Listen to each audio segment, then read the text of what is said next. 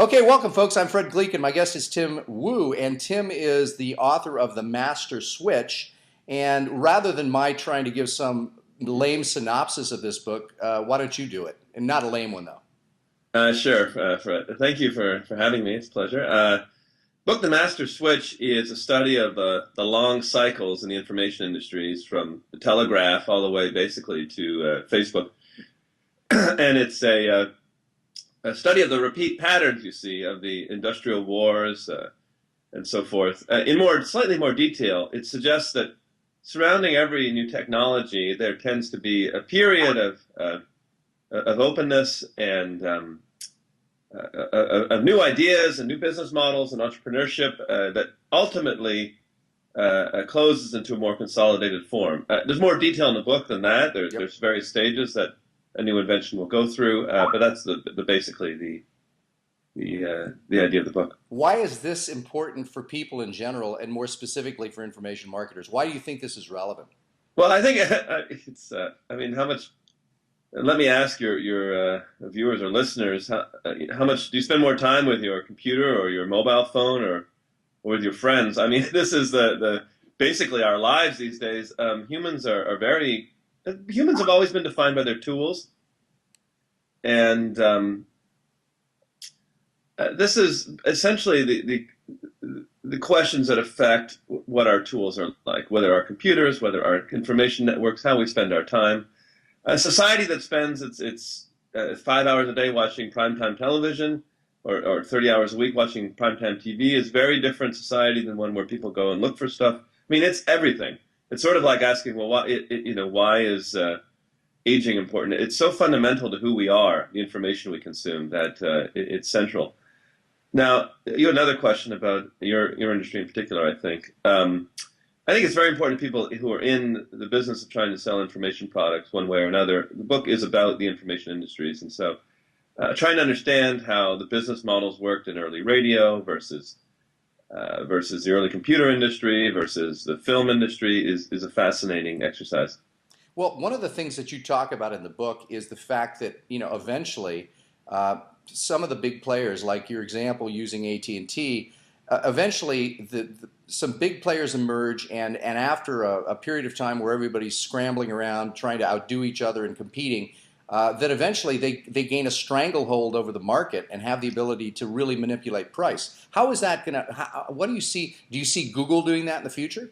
Yeah, well, I see Google, Google has, and the internet itself is passing through some of the stages that you've seen in other industries. There's often the beginning is a very slow beginning where people are trying to figure.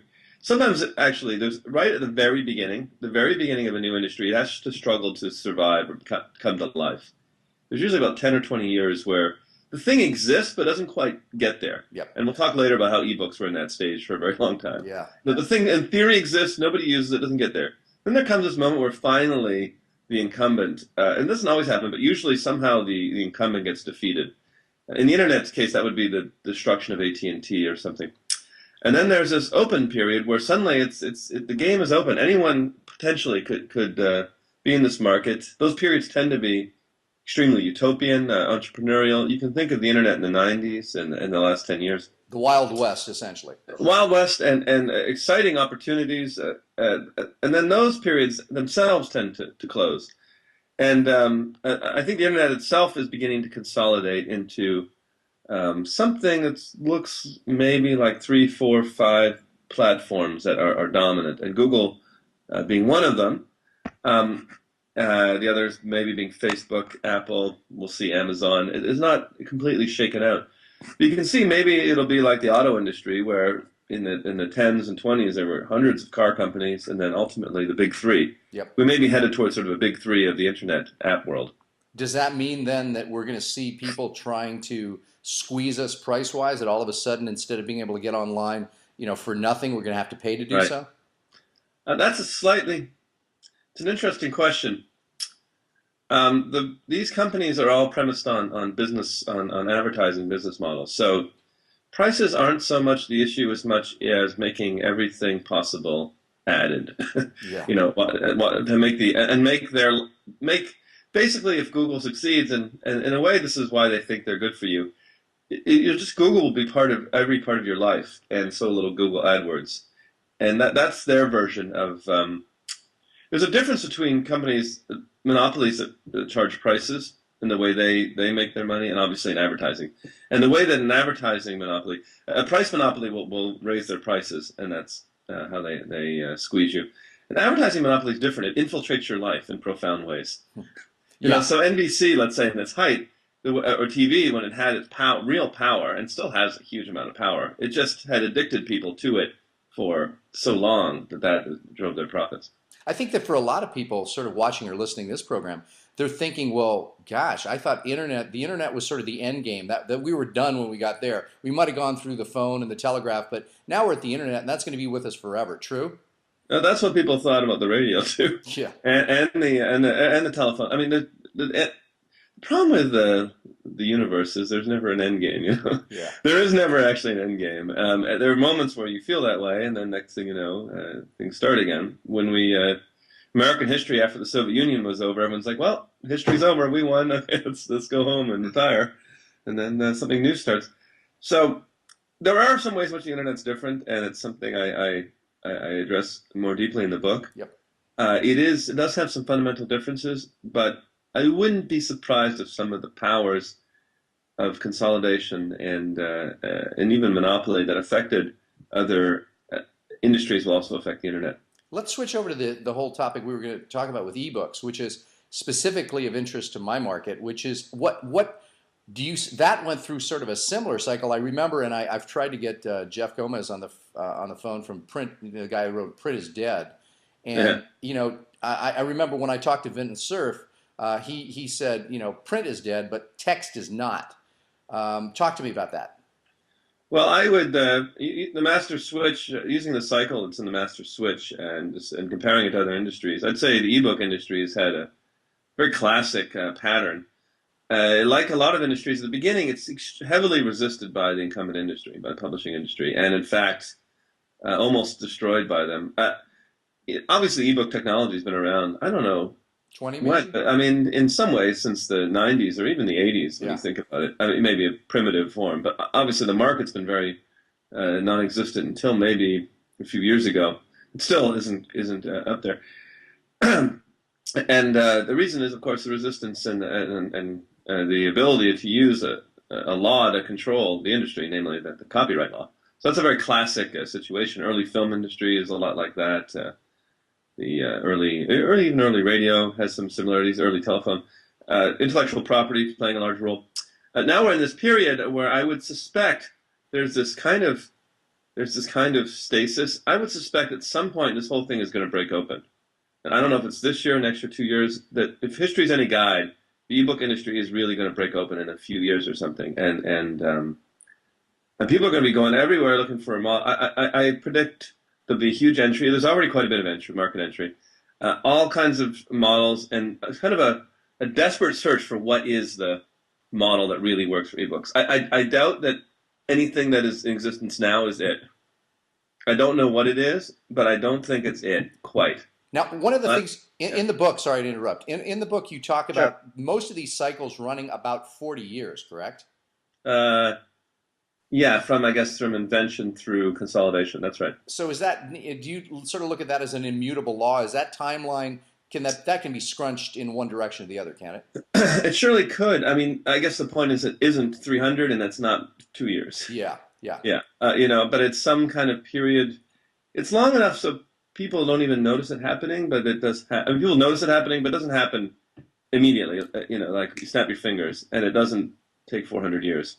Now, for the folks, again, who are selling information, not only do they sell ebooks, they sell audios and videos. Those are probably the three primary media that they use.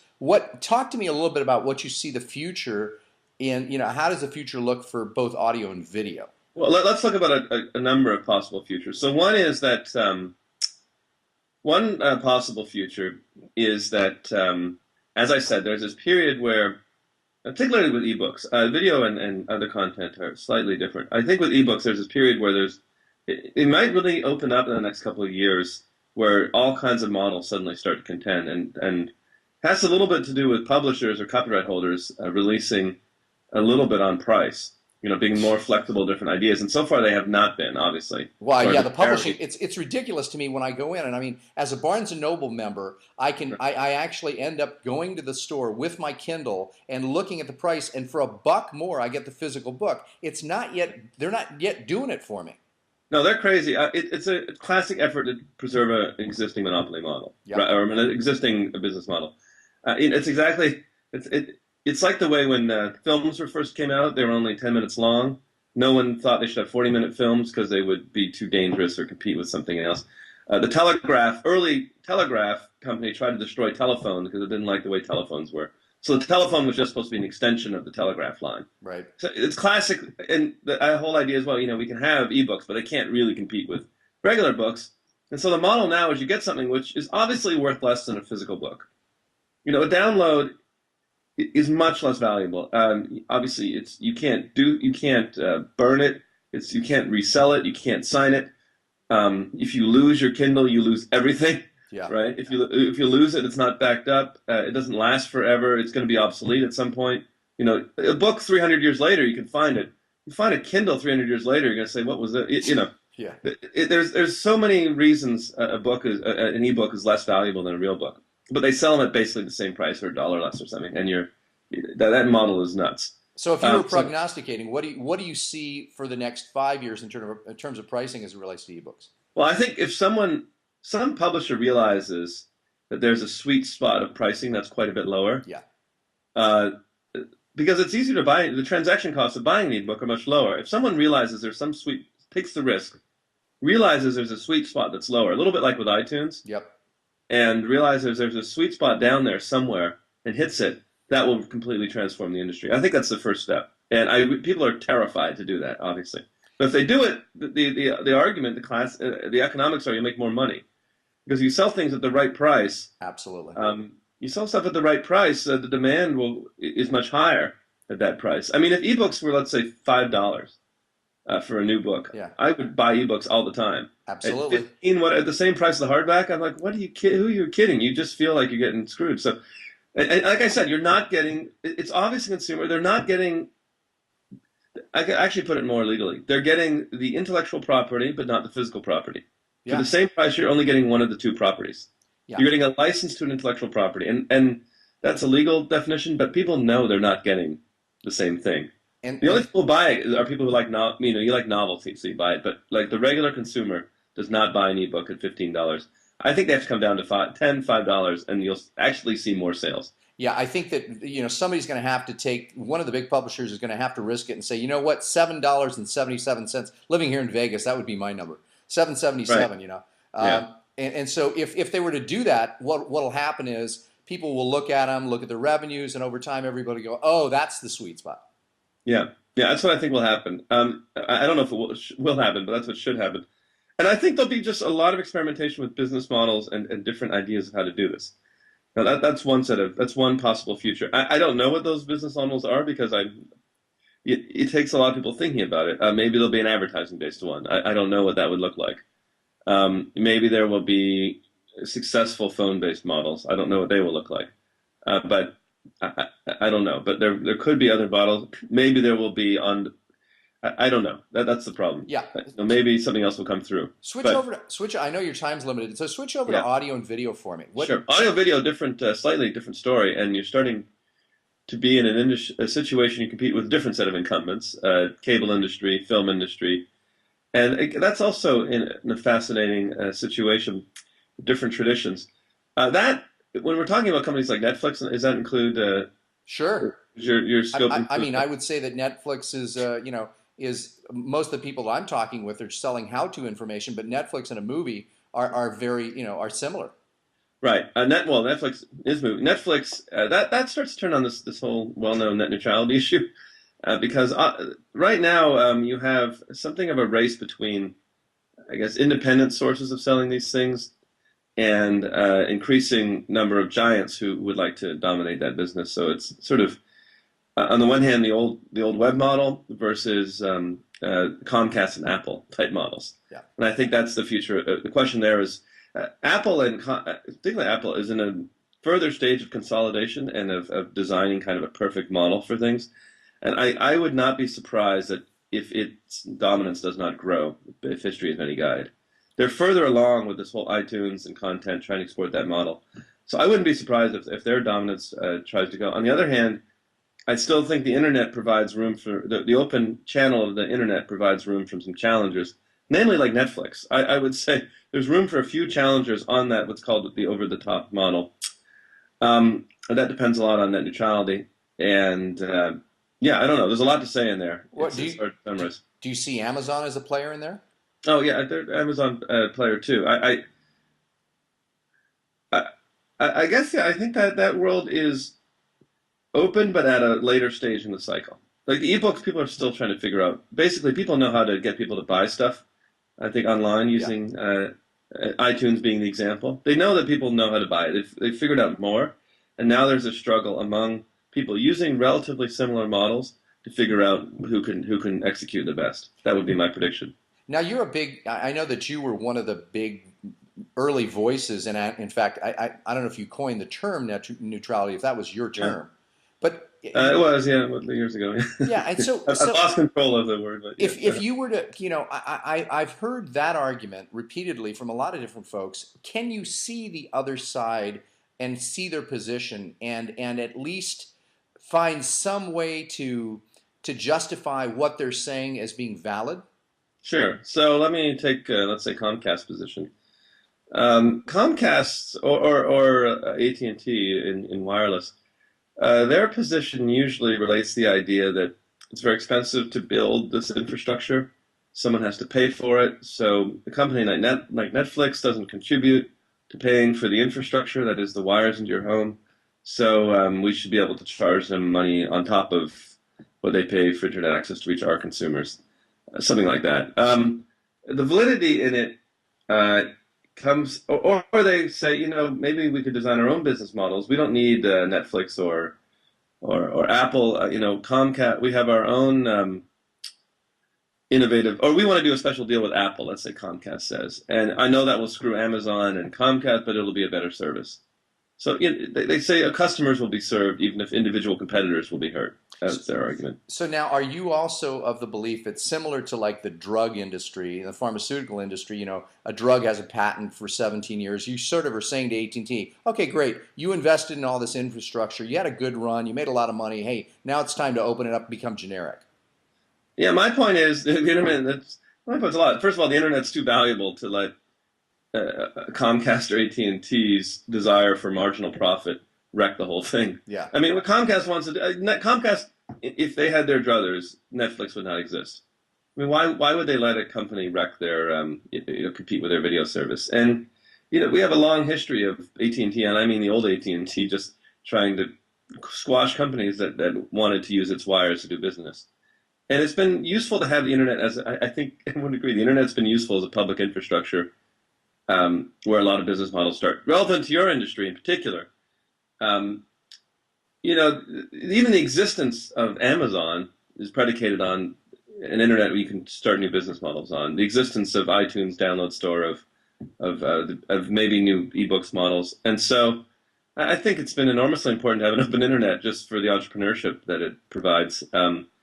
Comcast and AT&T would like marginal profit instead, and maybe slightly faster networks. I don't really think the trade-off's worth it. So what about the libertarians who say, hey, you know what, just leave everything alone? That would be, even libertarians believe that some things are what you call public utilities. For example, some libertarians think the roads should be private, but generally there's some sense that there's some parts of the economy which everyone depends on. Yep. So imagine like the electric network was not neutral. So you plugged in, a Microsoft computer. It was smart, the electric network, and you plugged in one kind of toaster and it worked, and you plugged in another one, it didn't. Yeah. I mean, the whole system would be screwy. And even libertarians will be like, well, some parts of the infrastructure have to be in support of other parts and not discriminatory. That's been true in America since really 1910, and when you go back to something like roads, the 19th century, it's a common law doctrine from 15th century England.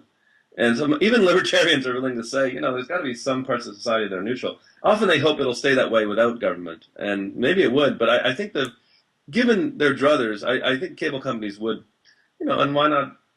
Even Amazon starting to compete with them, just try and hurt companies to compete with them. Well, I mean, of course they would. Yeah, so, absolutely. Yeah. Well, hey, a lot of great information, Tim. I know you got to run off to class. So now your time these days is taken up. You're a professor at Columbia. Yeah, I'm at Harvard right now, but generally I'm a visiting professor at Harvard right now. Gotcha. You're on loan. We have this great thing in academia. I don't know if this is interesting, where we go and visit at other schools now and then, and we get paid. Hey, so imagine you're at Amazon. I'm going to work at Google for a while. And yeah, back. It's great. Good luck with that. Yeah. Hey, great. Well, hey, thank you very, very much. Tim Wu, the author of The Master Switch. Pick it up. It's a great book. Has a lot of great insights for people in our industry and information marketing. Tim, listen, you're the king of content, aren't you? That's what I'm trying to do. All right. Okay, man.